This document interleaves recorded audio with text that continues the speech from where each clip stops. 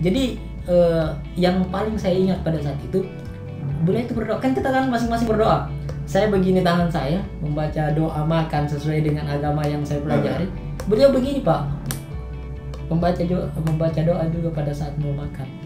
Dan itu menurut saya sesuatu yang kalau dibahasakan, inilah Indonesia sebenarnya. Iya betul bro. Betul. Saya tinggal di rumah yang Katolik dan saya sholat, saya tidak pernah dipengaruhi untuk tidak sholat. Tidak ada masalah.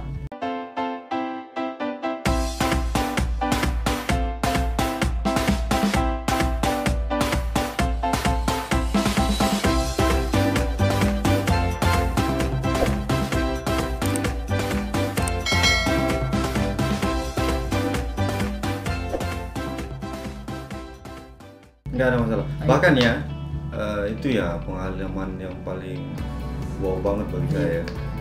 Ya selain Kalimantan, Labuan Bajo, Maluku dan sebagainya, di beberapa daerah yang saya pernah datangi, memang itu ada salah satu pengalaman saya dulu waktu di Toraja.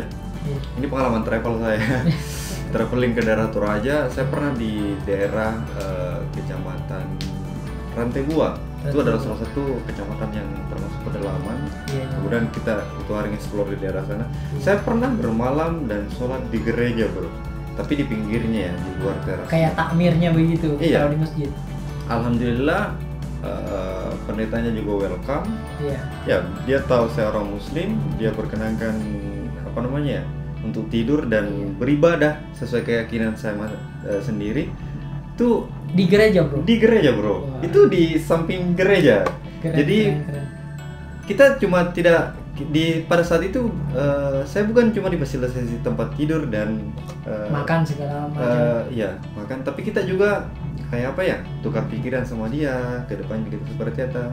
Makanya ketertinggalan beberapa teman-teman di dunia sosial ini, artinya kita kadang menjudge teman-teman itu jelek, ya suku ini jelek, agama ini jelek.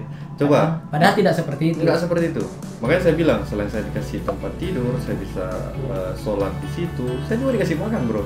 Bahkan saya diantarkan juga untuk datang ke tempat-tempat wisata di daerah sana. Artinya dia tunjukkan jalannya. Break apa masalah? Rame ore. Kali aja. Oke, break. A few moments later. Oke, kita next. Oke, next. Tadi budget untuk ya. Contohnya ke Toraja tadi sudah dijelaskan sekitar 1 jutaan. Sekitar 1 jutaan itu dana minimum lah. Dana minimum tergantung. Tapi di Toraja itu kan bro, tempat wisata nggak terlalu mahal. Yang mahal itu gaya hidup kita. Iya. Terus selanjutnya itu tadi budget untuk Toraja. Tapi kalau budget untuk keluar Sulawesi, seumpama kayak ke Kalimantan kemarin sama di Labuan Bajo saja, itu kan berapa? Kalimantan itu kan salah satu termasuk kemarin vlog kita yang hampir kita bilang gagal ya, karena nggak semua tempat. Kita nggak pergi ke tempat wisata, kita cuma nge-vlog explore daerah di kota Gerogot dan di daerah perjalanan Balikpapan. Karena kebetulan di daerah sana kemarin musim hujan bro. Musim hujan dan waktu kita juga terbatas. Itu budgetnya kemarin ya, cuma dengan 2 video. Cuma 2 video 1 minggu karena cuaca memang lagi nggak bersahabat di daerah sana. Tapi nanti kita akan ulangi lagi, kita akan datang ke sana pada pas musim kemarau. Itu berbicara tentang budget, kalau bagi saya banyak sekali bro. Ya kisaran berapa itu hari? Hampir 5 juta lah. 5 juta. Tapi kita jauh-jauh sebelum hari sudah ambil tiket pesawat. Kita di tiket online ya. Kita ambil Kalimantan sekitar 5 jutaan, kurang lebih ya 5 jutaan lah. Bajo 5 jutaan itu berkira sampai 1 minggu. Tapi ya begitulah keadaan kita di penginapan yang murah banget, dan makanan yang paling murah itu yang dicari ya. Dan makanan juga murah banget. Nah terus ini kan saya lihat video Anda di YouTube itu, video terakhirnya 1 bulan yang lalu kayaknya untuk keluar Sulawesi Selatan. Nah, rencananya kapan lagi untuk mengeksplor yang di luar Sulawesi Selatan? Ini kita sementara menyesuaikan budget begitu. Ini kita sementara menyesuaikan budget, kita juga kerja bro, dan Kita sementara bangun juga investasi-investasi yang lain untuk kedepannya, untuk memaju lebih banyak lagi tempat-tempat yang kita datangi. Artinya sebelum kita berangkat ke daerah sana, kita harus lihat vlognya dulu daerah sana, tempat-tempat wisata apa yang di daerah sana. Browsing dulu, cari browsing informasi. Jangan langsung ke daerah sana, artinya kita browsing dulu. Kemudian kita cari tempat strategis di mana kita menginap. Kemudian setelah kita dapat budget, ya rencana kalau tahun ini di bulan 1 dan bulan 2 ini mungkin akan lebih banyak saya explore di daerah Sulawesi. Tapi ini sementara saya bangun lagi nabung-nabung. Saya mau ke daerah terjauh juga di sana, di daerah Bajo ya, suku Bajo. Itu masih Kalimantan? Enggak, ini kita mau masuk ke daerah. Masih Labuan Bajo? Enggak, kita mau masuk ke daerah Jawa Timur. Oh, Jawa Timur. Nah, tahun ini kita mau perluas lagi. ngerti. Tahun ini kita mau perluas lagi vlog kita ke daerah pesisir Jawa Timur. Ini kan selama ini ke Indonesia bagian timur. Nah, kita pernah ke Surabaya juga bro, tapi cuma singgah. Kita cuma jalan-jalan di daerah kota Surabaya. Nah, teman-teman banyak yang request di daerah Surabaya ini, banyak tempat-tempat karena wisata. Kemarin cuma melintas saja. Iya, karena kebetulan kita kan itu hari transit ke Surabaya, baru ke Labuan Bajo. Tapi tahun ini kira-kira kita akan datang ke daerah sana. Sudah browsing sebelumnya? Sudah, kita mau upload beberapa daerah di daerah pedalaman sana. Artinya daerahnya cukup jauh, itu perbatasan Sulawesi Selatan dengan daerah Jawa Timur. Dan banyak orang tidak tahu tentang itu. Oke. Nah, itu kayaknya menarik sekali. Iya, itu yang menarik saya untuk menantang ke sana. Makanya saya berbicara tentang daerah, explore daerah-daerah, sambil lebih suka daerah yang tidak pernah dieksplor oleh orang lain. Dan itu rencananya kapan? Rencana belum bulan 1 ini. Bulan 1 ini. Tapi kita tunggu kabar dulu dari teman, karena daerah Jawa kan sekarang diperketat kembali. Oh, tetap efek corona lagi makanya. Oke. Efek corona, budget insya Allah sudah ada ya. Sudah ada. Karena kita memang ke sana pakai laut ya, transportasi laut.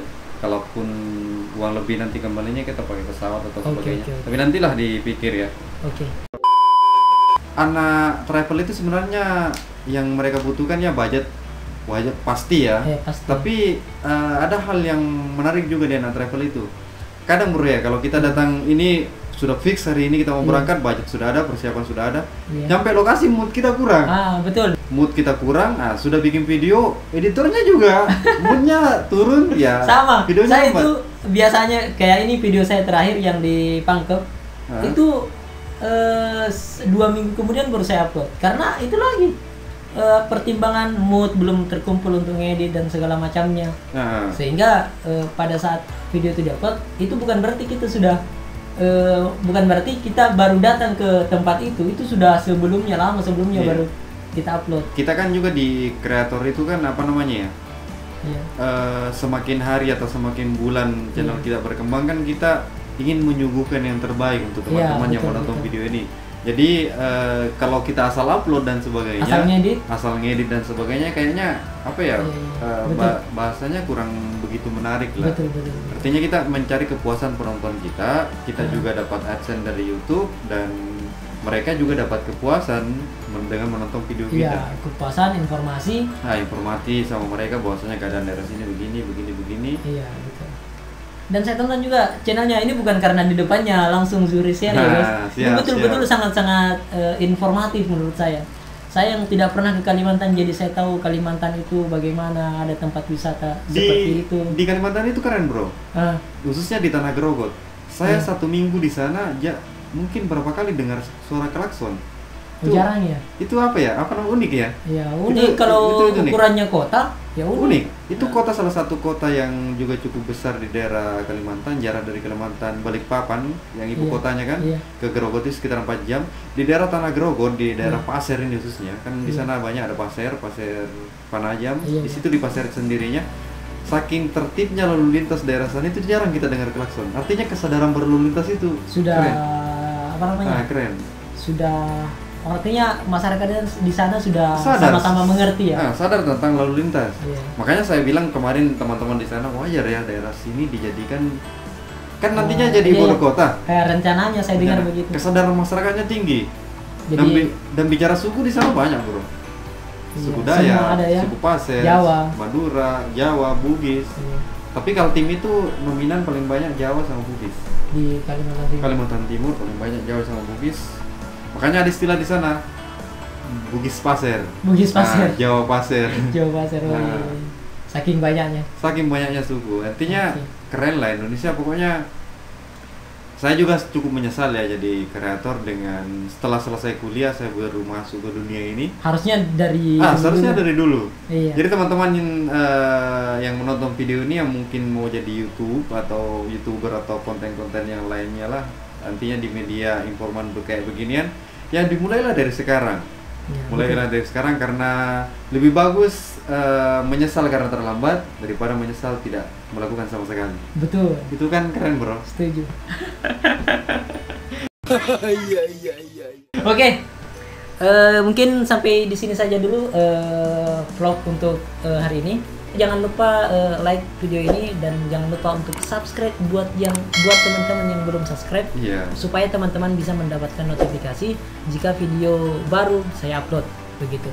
Dan juga jangan lupa subscribe channelnya Zurisyar. Itu penting guys. Kalian tidak akan rugi jika jika subscribe channelnya Zurisyar karena kalian akan mendapatkan informasi yang sangat menarik mulai dari budaya, keberagaman dan yang lain-lainnya. Intinya berkunjung lah sekali-sekali dari Ya. skribernya Fikri Koro ke channel sebelah. Oke, siap. Artinya kita teman kreator semua bersahabat, kita mau explore, kalian komen di bawah daerah mana yang perlu diekspor ya. Itu yang paling kita butuhkan sekali. Iya, supaya bisa dikunjungi oleh kita berdua. Iya. Kita akan explore guys ya dari desa manapun kalian, komen di bawah. Oke teman-teman, sampai jumpa di video selanjutnya. Makasih banyak.